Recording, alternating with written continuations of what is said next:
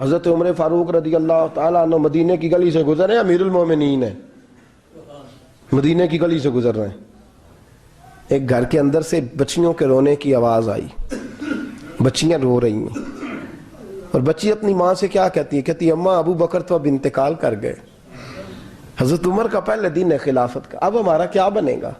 ابو بکر تو وصال کر گئے۔ حضرت عمر فاروق رضی اللہ تعالیٰ عنہ نے رونے کی آواز سنی، دروازے پہ دستک دی، کہا بیٹو کیا بات ہے؟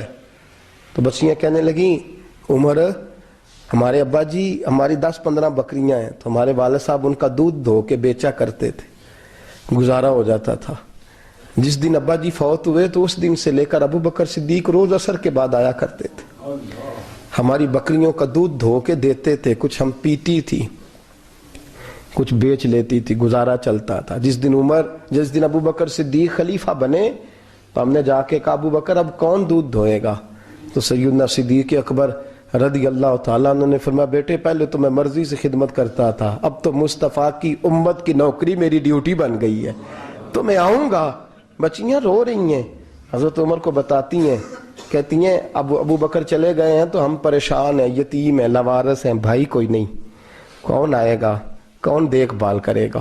حضرت عمر فاروق گھٹنوں کے بل زمین پہ بیٹھ گئے، ان چھوٹی چھوٹی بچیوں کو سینے سے لگایا، فرمانے لگے میں ابو بکر کا کیا کروں، میرے لیے رستے بڑے مشکل کر گیا ہے، میں اس کے کس بادشاہ وقت ہو کے وہ غریبوں کے گھروں میں آ کے ان کی بکریوں کا دودھ بھی دوتا تھا، امیر المومنین ہو کے یہ رنگ بھی تھا۔ اور میں بیٹیوں فکر نہ کرنا، جب تک عمر زندہ رہے گا، عمر آتا رہے گا، یہ نوکری کرتا رہے گا۔ کچھ دن بیتے تو حضرت عمر فاروق کو یاد آیا اوخو مدینے میں ایک بوڑھی اماں بھی رہتی ہے جس کا کوئی گھر کا کام کرنے والا نہیں، اور جس بی بی کا کوئی بال بچہ نہیں اور آنکھوں سے بھی وہ نابینی ہے۔ حضرت ابو بکر صدیق رات کے سناٹے میں جایا کرتے تھے، اس کے گھر میں جھاڑو دیتے تھے، یہ بادشاہ ہے، اس کی فقیری کا رنگ دیکھو، اس کو کنویں سے پانی بھر کے لا کے دیتے تھے۔ اور یہ لفظ آپ سنیں گے تو حیران ہو جائیں گے، اس بوڑھی اماں کے لیے نا ایک کونے میں گھر میں دور بار شیر میں ایک جگہ کھود دی تھی جہاں وہ بی بی پخانہ اور پیشاب کرتی تھی۔ امیر المومنین حضرت ابو بکر صدیق رات کو جاتے تھے اور اس کا وہ پخانہ وہاں سے اٹھا کے باہر پھینک کے آیا کرتے تھے۔ اس عورت نے پیغام بھیجا کہ عمر سے کہو میری بھی ڈیوٹیاں تو نہیں سر انجام دینی ہیں۔ عمر فاروق ساری رات کام کرتے، سناٹا گہرا ہوتا تو جھاڑو دبایا ہے بغل میں، اور عمر فاروق نکلے ہوئے اس بی بی کے گھر میں جھاڑو دیا جا رہا ہے۔ حضرت انس بن مالک فرماتے ہیں میں نے آخری عمر میں بھی اس بوڑھے عمر کو دیکھا ہے، اس بڑھاپے میں بھی میں نے اس شخص کو دیکھا ہے کہ جب وجود کمزور ہو گیا، داڑھی سفید ہو گئی، لیکن پھر بھی اس کا انداز نہیں بدلا، اس نے ساری زندگی بادشاہی میں فقیری کر کے گزار دی، یہ پھر بھی کسی کے گھر میں جھاڑو دیتا ہے، کسی کی بکریوں کا دودھ دھوتا ہے، یہ کسی غریب میرے دوست یہ۔ اور جب سیدنا فاروق اعظم رضی اللہ تعالیٰ عنہ خطبہ دینے بیٹھتے ہیں تو کپڑے پھٹے ہیں، پیبند لگے ہیں، مزاج سادہ ہے، بڑا مال آیا ہے، بڑا مال، لیکن تقسیم کر دیا، اور یہی انداز آگے اپنے گورنروں کو دیا۔ حضرت سعید بن عامر رضی اللہ تعالیٰ عنہ آپ کے گورنر ہیں، حمص کے گورنر ہیں۔ جب لسٹ آئی نا غریبوں کی، حضرت عمر نے کہا کہ حمص کے جتنے غریب لوگ ہیں ان کی لسٹ بنا کے بھیجو، ان کو چندہ لگانا ہے۔ تو 17ویں 18ویں نمبر پر حضرت سعید بن عامر کا نام بھی آ گیا، گورنر صاحب کا۔ تو حضرت عمر نے سوچا شاید کوئی اور سعید بن عامر ہے، فرمانے لگے یہ کون ہے؟ جس کی ڈیوٹی لگائی تھی اس سے کہنے لگے یہ سعید کون ہے؟ تو کہا حضرت جی ہمارے صوبے کا گورنر۔ تو فرمایا اس کی لسٹ فقیروں میں؟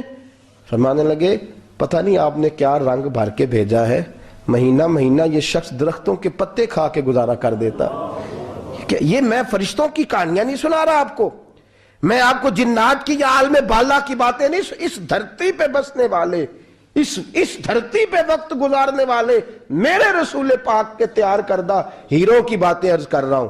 حضرت عمر گئے ایک دفعہ، کہا مجھے بتاؤ تمہارا گورنر کیسا ہے؟ تو حمص کے لوگ کہنے لگے ہمیں اپنے گورنر سے 4 شکایتیں۔ کون کون سی؟ کہا پہلی بات تو یہ ہے کہ گورنر صاحب کو چاہیے فجر کے وقت آئیں، یہ سورج نکل آتا ہے تو باہر آتے ہیں گھر سے، سورج نکل آتا ہے تو آپ کہہ کے تو دیکھیں کسی معمولی سرکاری ملازم سے بھی۔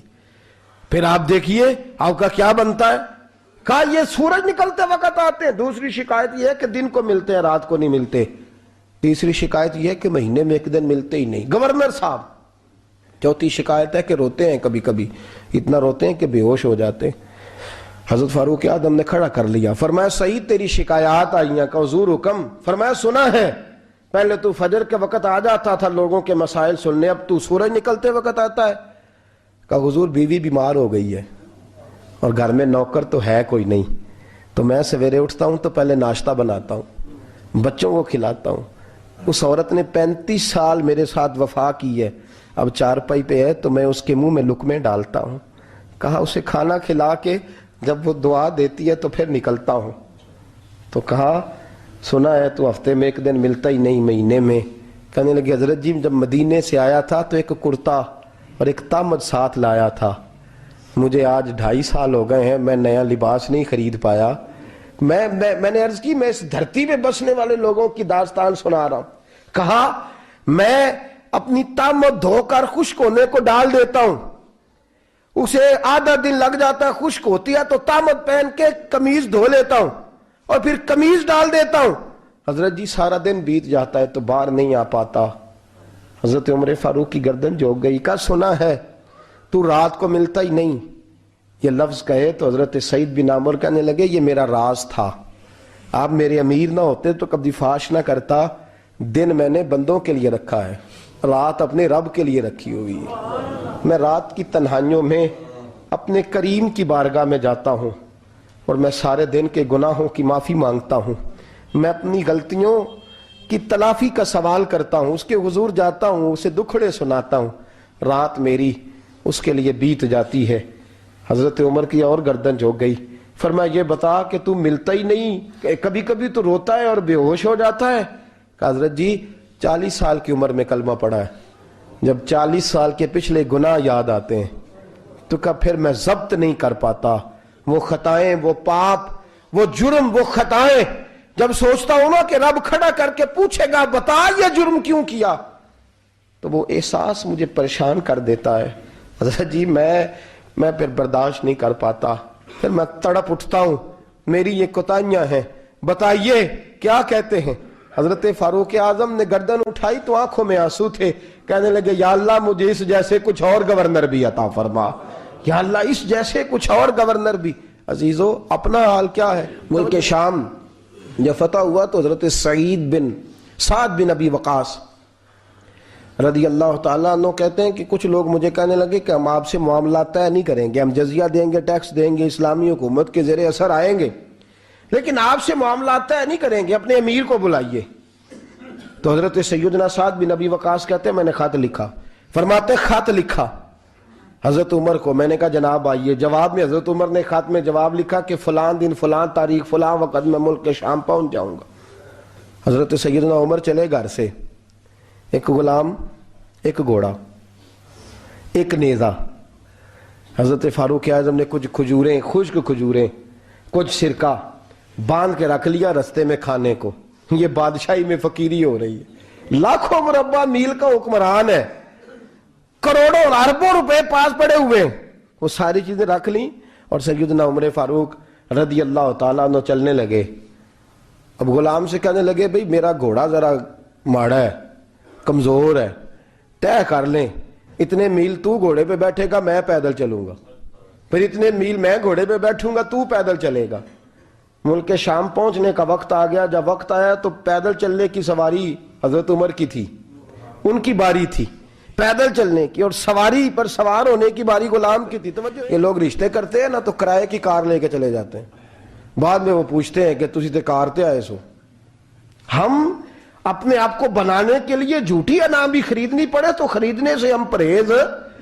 हम जो बताते हैं वो हम होते नहीं, और जो होते हैं वो हम बताते।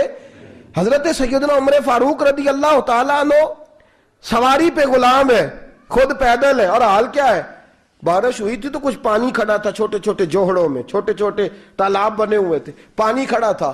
तो हजरत उमर फारूक रदी अल्लाह ताला चमड़े के जूते पहने, वो जूते दोनों उतार के तो बगल में दबा लिए।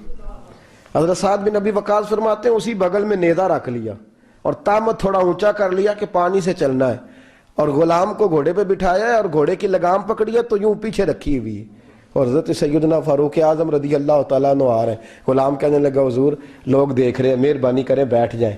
فرمانے لگے نہیں، باری تیری ہے، تو ہی بیٹھے گا۔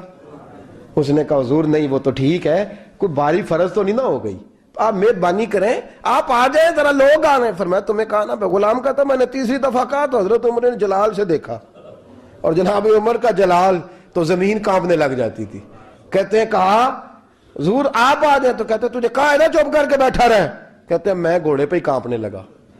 وہ غلام، اب حضرت سعد بن نبی وقاص کہتے ہیں سورج غروب ہو رہا تھا، شعائیں پانی میں پڑ رہی تھیں، حضرت عمر پانی سے، میں نے غور سے دیکھا تو دوڑا گیا، جا کے نا بچے نہیں مشورہ دیتے ابا جی کو، ابا جی انج نہیں کریدا، دور بدل گیا جے، کہتے میں دوڑا گیا اور جا کر کے حضرت سیدنا عمر فاروق کو کہا حضور مہربانی کریں، ٹھیک ہے آپ کی درویشی سے کون آگاہ نہیں، وزیر کھڑے ہیں، سفیر کھڑے ہیں، بڑے بڑے عمرا، بڑے بڑے ملکوں کے حکمران ہیں، آپ مہربانی کریں یہ تام ذرا نیچا کریں اور جوتا پہن لیں، اگر خراب ہو گیا تو اللہ نیا بھی دے دے گا، اور مہربانی کریں ذرا غلام کو کہیں نیچے آ جائے۔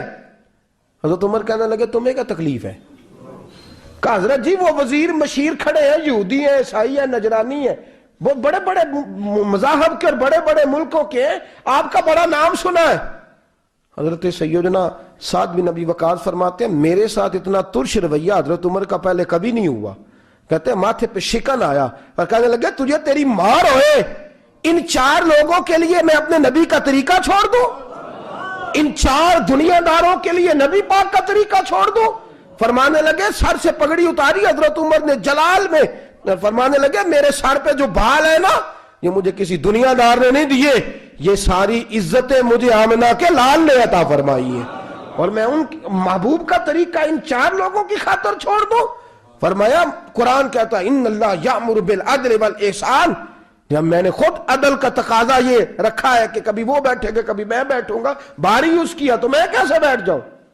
حضرت سعد بن نبی وقاص فرماتے ہیں اسی درویشی میں سلام اس پر کہ جس نے بادشاہی میں فقیری کی، کہتے ہیں اسی درویشی میں حضرت عمر پہنچے تو جو پہلے ڈرا کرتے تھے جب حضرت عمر آئے تو انہیں کامتے بھی دیکھا، روب اور بڑھ گیا، ان کے دلوں کے اندر حضرت عمر کا دبدبا اور بڑھ گیا، اور میرے کانوں میں کہنے لگے سعد پہلے سنا تھا لیکن دنیا سچی کہتی ہے جو حال محمد اور محمد کے غلاموں کا ہے صلی اللہ علیہ، وہ دنیا میں دوسرا کوئی حاصل کر سکتا؟ آج ہمارے پروٹوکول، ہمارے دبدبے، ہماری انا پرستیاں، ہمارے دعوے، ہمارے طریقے، میرے عزیزوں لوگ ہمیں آ کے مثال دیتے ہیں، کہتے ہیں یورپ کی فلاں گلی میں یہ ہوتا ہے، میں نے کہا وہ گرد راہ کو نہیں پہنچ سکتے، یہ ساری چیزوں تو میرے مصطفیٰ کے غلاموں سے حاصل کیا، لوگ ہم نے چھوڑ دی، غیروں نے اپنا لی۔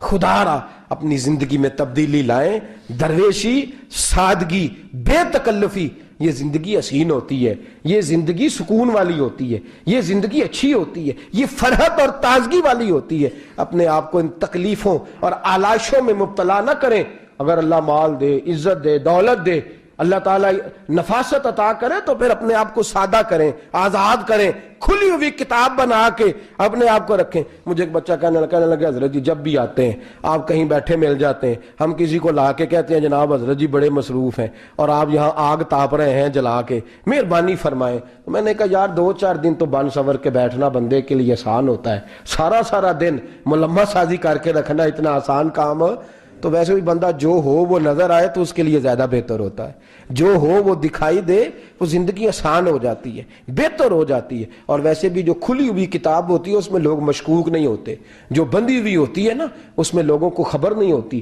کہ نہ جانے یہ کیا معاملہ ہے۔ میرے عزیزو اپنے آپ کو بے تکلف بنائیں۔ بے تکلف سے مراد یہ نہیں کہ جیسے بے تکلفی ہم نے ایک غلط چیز کا نام بے تکلفی رکھ دیا ہے کہ جو آدمی بات پہ ٹھٹھا کرے، بات میں مذاق کرے، وہ بے تکلف ہوتا ہے۔ یہ تو بے تکلفی اسلام اس کو پسند ہی نہیں۔ بے تکلفی سے مراد یہ ہے کہ جھوٹی انا نہیں بنائیں، جھوٹے معاملات اپنے گرد نہیں اوڑیں۔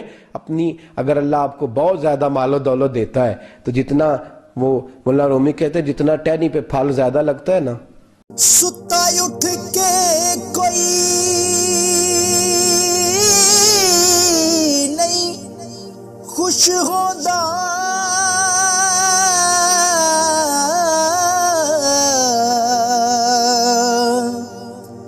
بڑے ਸੁੱਤੇ ਜਗਾ ਕੇ ਮੈਂ ਵੇਖਿਆ